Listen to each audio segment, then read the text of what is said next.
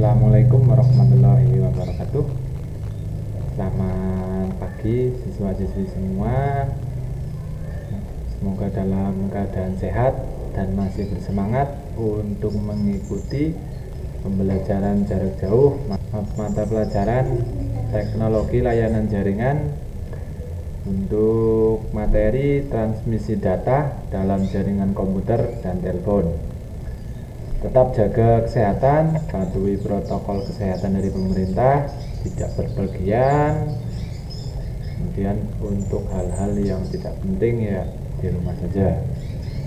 Oke, untuk pembelajaran kali ini, untuk pertemuan yang ke-6, kali ini kita akan membahas tentang transmisi data dalam jaringan komputer dan telepon. Kompetensi dasar yang untuk kita temuan kali ini adalah menganalisis proses komunikasi data dalam jaringan. Kemudian ada menyajikan hasil analisis proses komunikasi data. Jadi untuk kompetensi dasar yang kita pelajari untuk pertemuan kali ini. Kemudian untuk tujuan pembelajaran, jadi setelah melihat video ini nanti akan saya upload pada aplikasi YouTube. Peserta didik dapat menguraikan perangkat komunikasi dan transmisi data dalam jaringan komputer dan telepon dengan tepat. Kemudian nanti ada diskusi kelompok, siswa dapat membandingkan ada perangkat komunikasi dan transmisi data dalam komputer dan telepon dengan benar. Nanti ada juga kegiatan project based learning tentang perangkat komunikasi dan transmisi data dalam jaringan. Diharapkan mampu menilai hasil analisis komunikasi data dengan tepat dan mampu berkomunikasi, berkolaborasi, berpikir kritis, serta berkreasi untuk menumbuhkan sikap religius, kerjasama, kreatif, disiplin, tanggung jawab, dan gotong royong. Dan kalian nanti dapat menyimpulkan kegiatan penugasan dan pemecahan masalah, nanti dapat menyimpulkan perangkat komunikasi dan transmisi data dalam jaringan komputer dan telepon dengan benar. Untuk materi yang pertama, untuk materi kali ini pertama adalah proses komunikasi data. Bisa dilihat untuk diagram blok di sini. Komunikasi data adalah hubungan atau interaksi pengiriman dan penerimaan antar device yang terhubung dalam sebuah jaringan, baik yang dengan jangkauan yang sempit maupun dengan jangkauan yang luas.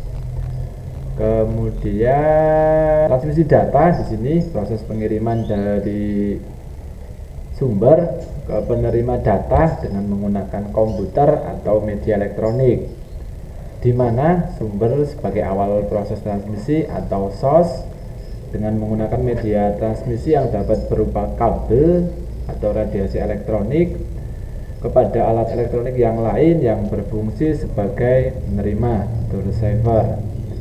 Media transmisi berfungsi sebagai jalur transmisi data yang akan dikirimkan. Terkait media transmisi yang saat ini sedang atau biasa digunakan, ada transmisi menggunakan kabel dan radiasi menggunakan elektromagnetik. Yang pertama, untuk diagram proses komunikasi atau transmisi data, yang pertama ada yang namanya source atau sumber. Source di sini alat yang berfungsi sebagai untuk membangkitkan data sehingga dapat ditransmisikan sumbernya. Berarti ya, contohnya ada telepon, ada komputer, laptop, smartphone, itu adalah sumbernya. Kemudian yang kedua ada yang namanya transmitter atau pengirim. Biasanya data yang dibangkitkan dari sistem sumber tidak ditransmisikan secara langsung dalam bentuk aslinya. Jadi dikirim, kemudian dikonversi nanti biasanya dalam bentuk kode biner.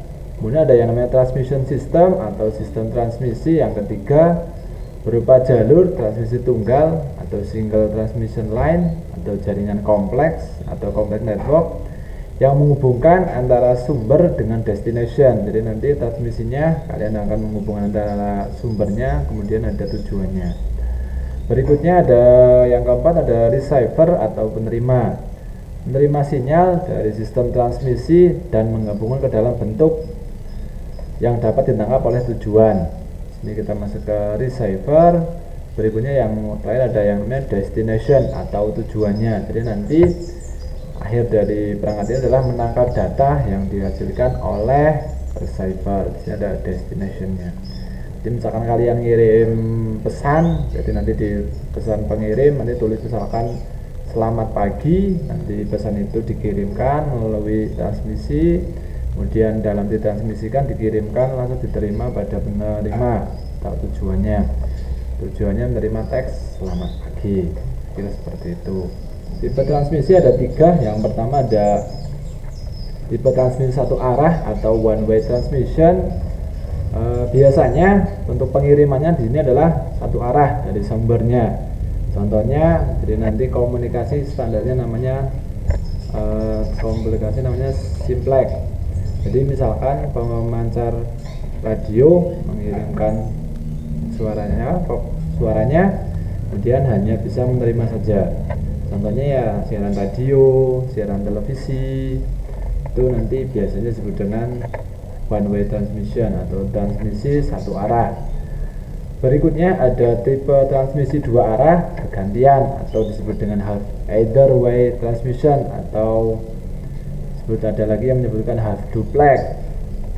Tipe transmisi ini nanti mengalirkan channel transmisi dari dua arah, namun aliran ini teknisnya adalah bergantian. Biasanya kalau kalian menggunakan handy talkie atau walkie talkie, nah itu biasanya kalian ngirim suara dulu, kemudian diterima, kemudian nanti gantian. Itu namanya either way transmission atau tipe transmisi dua arah bergantian.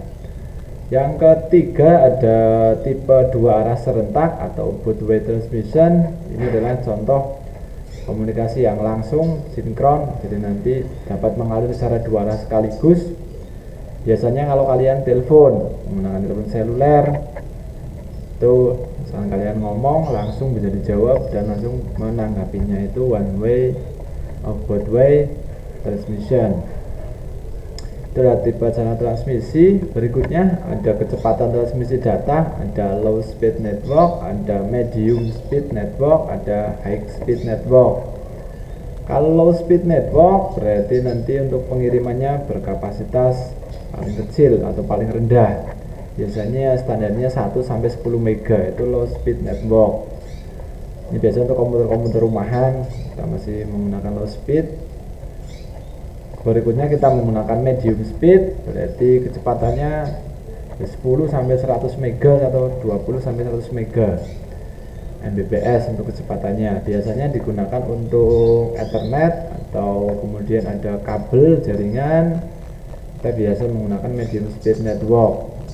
Berikutnya ada yang high speed network, berarti ini komputer yang membutuhkan kecepatan yang tinggi atau cepat dari 100 mega sampai order giga.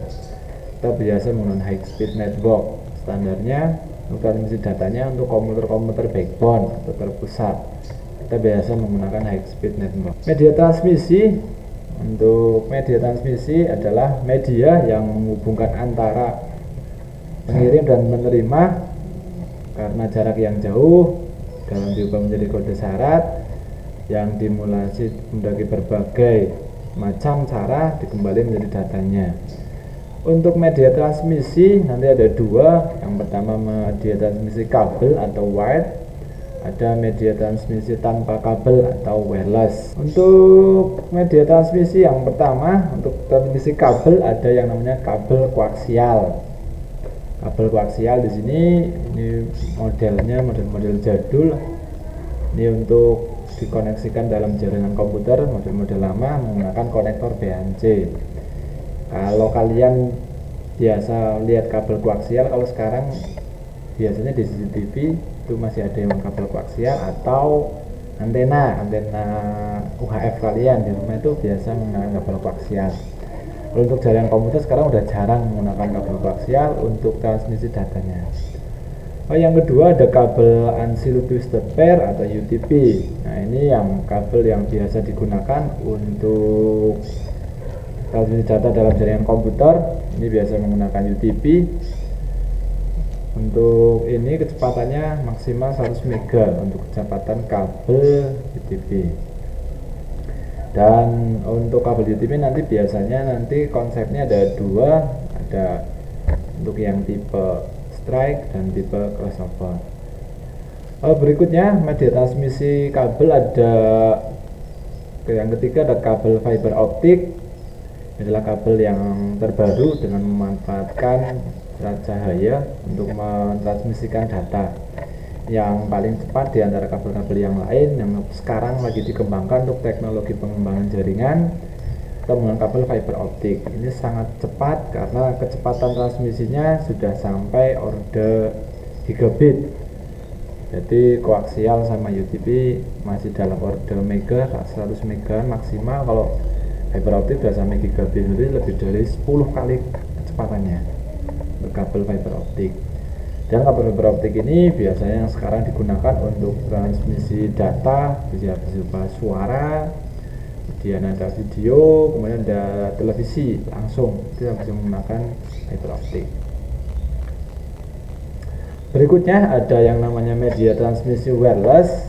Untuk transmisi wireless, nanti yang pertama ada radio frekuensi, ada gelombang mikro, kemudian ada sistem satelit. Radio frekuensi yang biasa kalian gunakan kalau jaringan wireless ya namanya WiFi. Di rumah kalian sering menggunakan WiFi, di sekolah untuk koneksi internet itu menggunakan namanya radio frekuensi.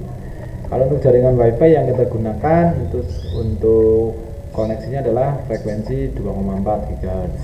Itu untuk frekuensi WiFi yang biasa digunakan. Tapi sebenarnya ada frekuensi radio frekuensinya ada 2,4 dan 5,8. Tapi yang paling umum adalah 2,4 GHz untuk frekuensi dalam jaringan WiFi. Berikutnya ada gelombang mikro atau microwave. Nah, ini yang biasa digunakan untuk koneksi untuk jaringan seluler. Jadi nanti kalau kalian menggunakan koneksi seluler, ada untuk smartphone kalian biasa mendapatkan data, yaitu kita menggunakan microwave untuk gelombang mikro. Untuk konsepnya biasa diberi ke SM untuk konsep gelombang mikro pada microwave. Berikutnya sistem satelit. Sistem satelit nanti biasanya untuk menanggulangi gelombang mikro yang ada pada microwave. Jadi misalkan jaringan seluler untuk membentang antar daerah yang bergunung-gunung, kemudian ada yang dataran tinggi dan rendah, itu kurang maksimal, kita memanfaatkan satelit. Jadi nanti perangkat jaringannya taruh di atas langit, kemudian nanti dipancarkan langsung ke bumi. Itu untuk sistem satelit menggunakan VSAT untuk koneksinya. Jadi nanti VSAT untuk teknologi yang digunakan untuk sistem satelit. Itu untuk sedikit tentang media transmisi data. Untuk pertemuan ke-6 ini saya Heri. Assalamualaikum warahmatullahi wabarakatuh.